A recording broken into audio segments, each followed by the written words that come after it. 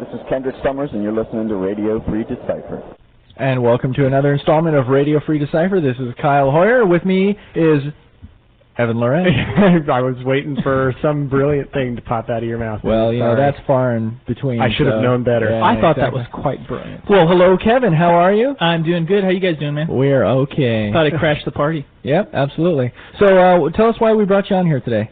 To basically talk about a little bit of nothing. That's I right. think. We have no particular reason to have you on the show today, but we're just going to talk to you anyway. Bravo. But later on the show today, we are going to be talking with Joeri Hoste. Yes, he's got this huge Mondo tournament happening over in Europe that we want to give you all the information about.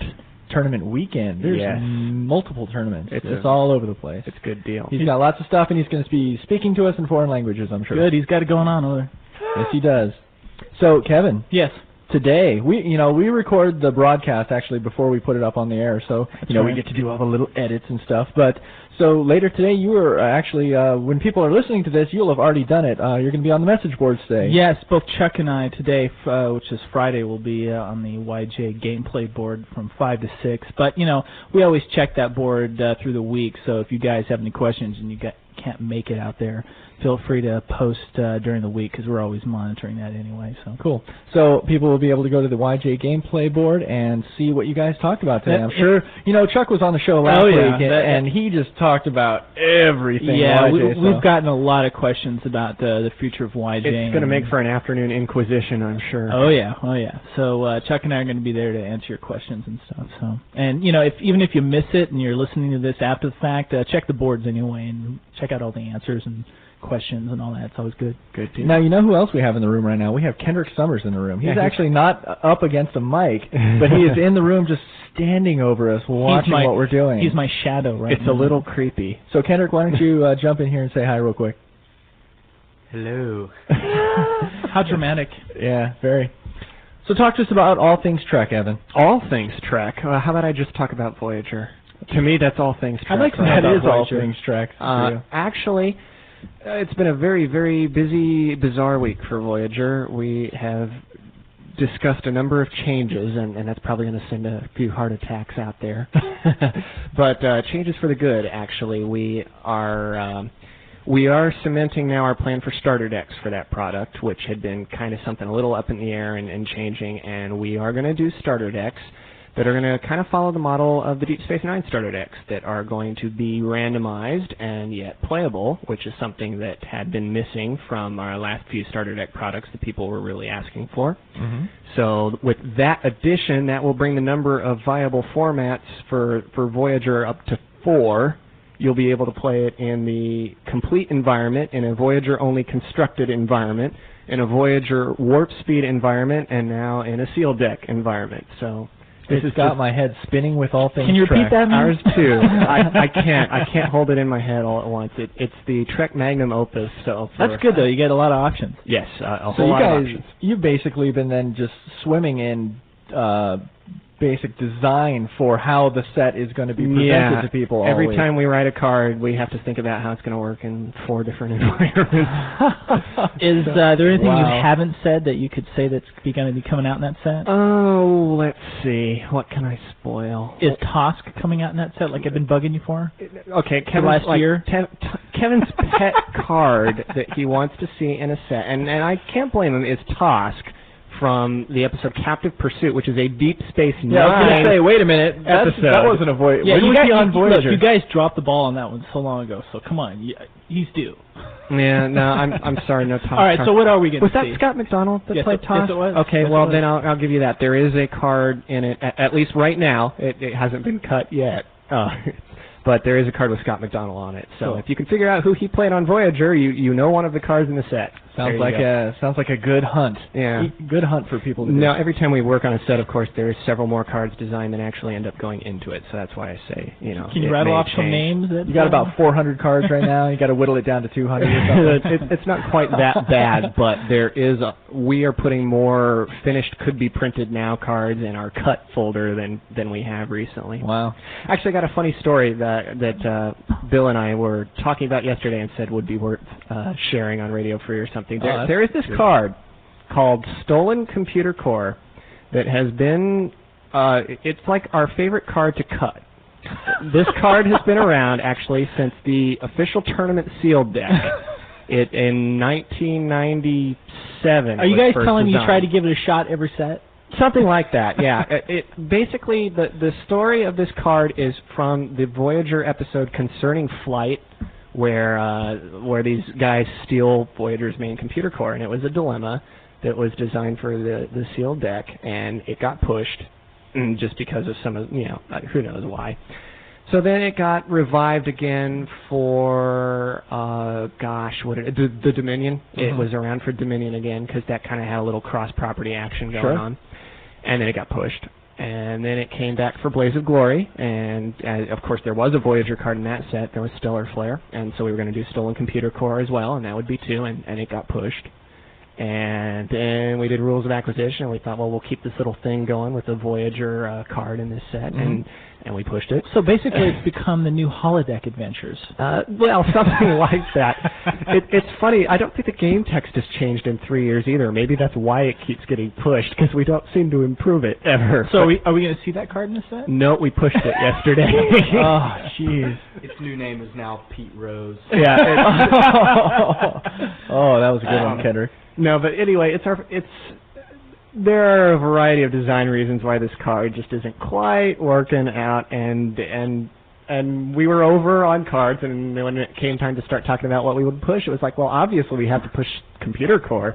So there you go, the Stolen Computer Core, the card you all may never get to see, but because Evan doesn't like it. I think that's the problem. I think you just don't like it. Has the text and the image stayed the same? The image has stayed the same.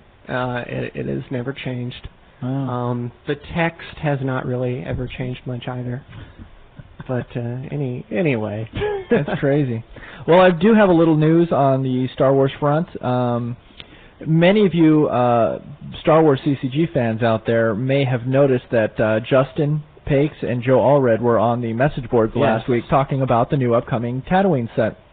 We have gone ahead and made available text copies of all the stuff they talked about, just tons and tons of stuff. They spoiled a lot of cards. Yeah, they spoiled cards. They talked about timeline issues. They talked about Darth Maul's game text. They talked about pod racing. Yeah. They talked about the Episode 1 icon. And if you want to check out what they were talking about, please go see the BBS basic, basically the... There is an archive of the questions. Exactly, and you should be able to link that to that directly from our homepage. So lots and lots and lots of good information in there. And if you paid attention really closely, you might have also noticed that they gave away a tentative name of the next set for Star Wars, which is Coruscant.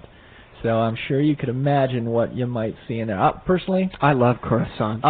Yeah. Oh, man. I'm sorry. Everyone, I'm sorry you had to hear that. Personally, I'm looking forward to the Shaft card. Can you dig it?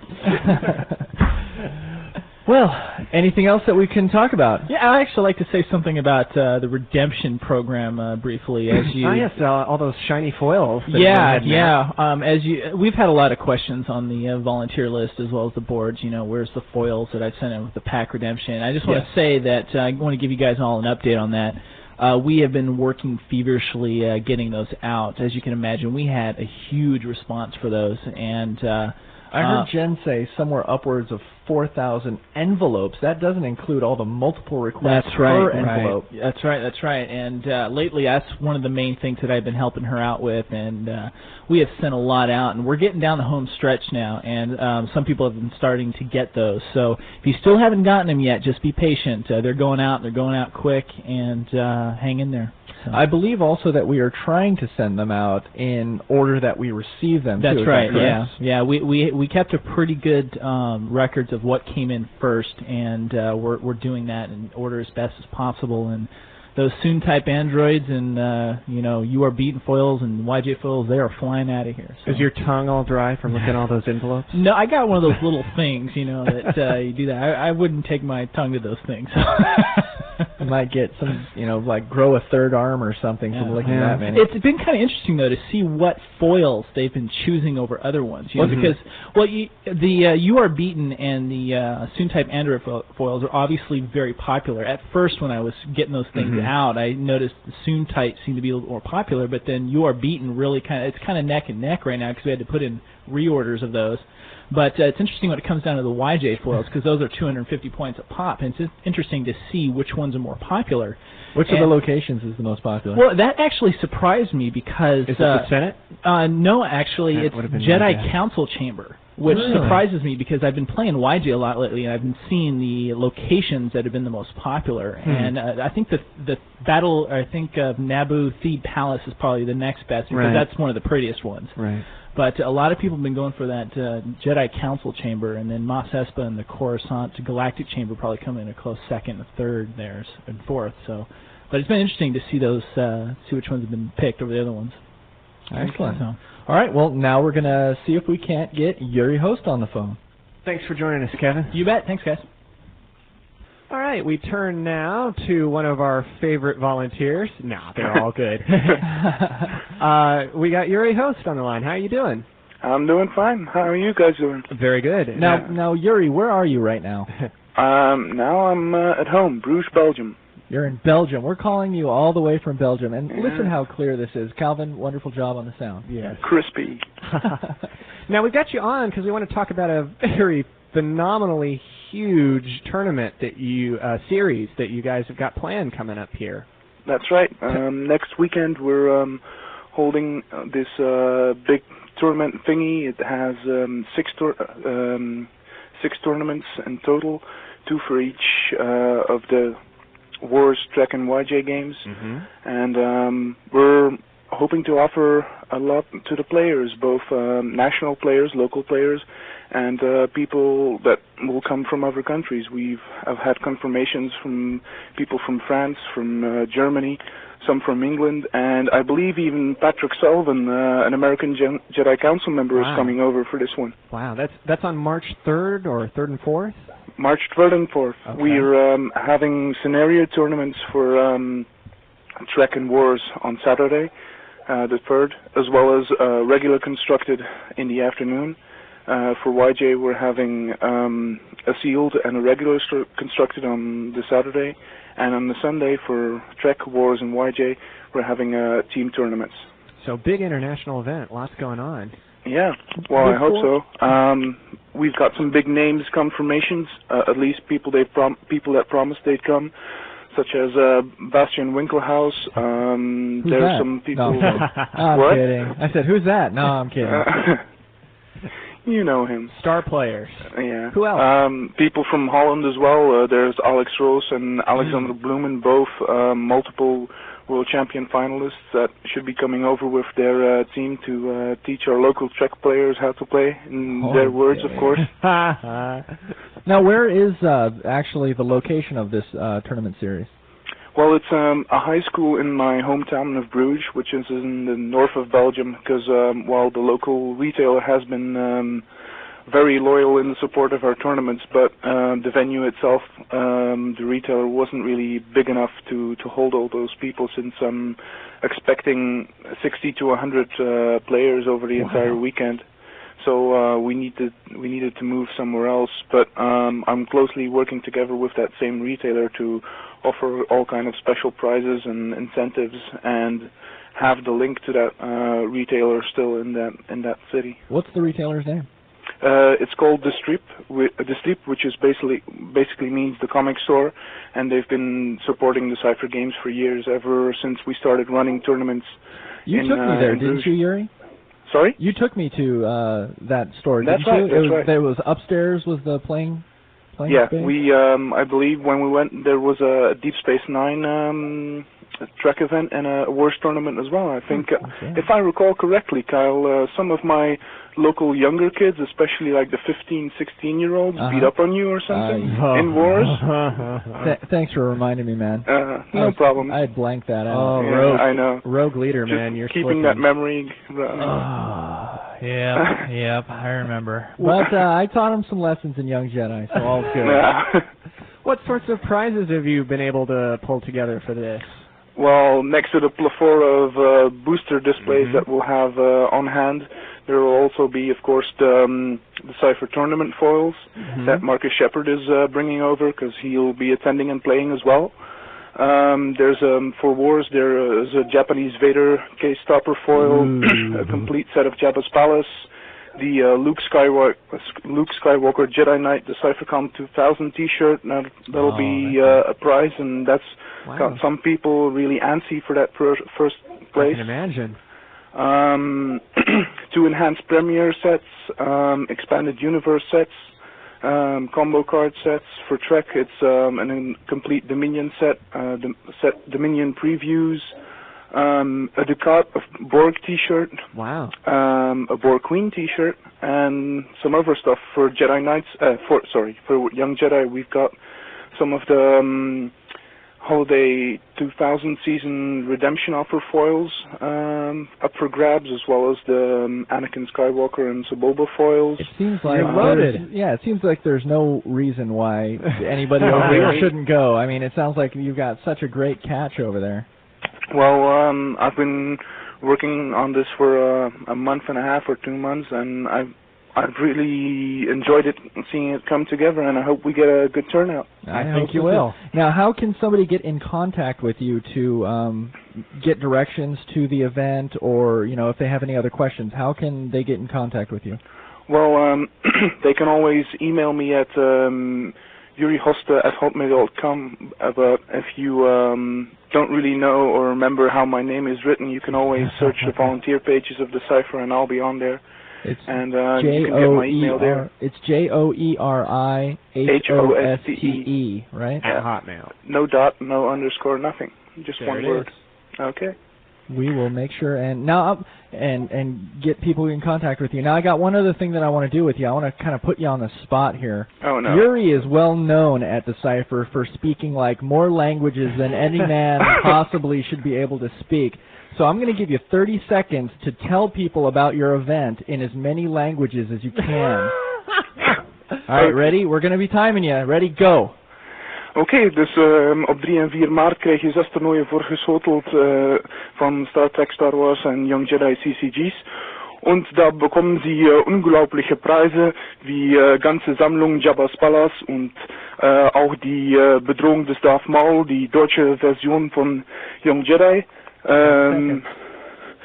Il y aura aussi des foils spectaculaires, les nouveaux Q-Stand foils, le Tarelian Flagship foil. Par exemple, time. God, very good. How many languages? I didn't get my Italian in there. No, you didn't. All right, real quick, finish it up with Italian. No. It's. I lost the competition, man. Next time, I'll do better. No, that was. What languages were in there, man? Dutch, French, and German.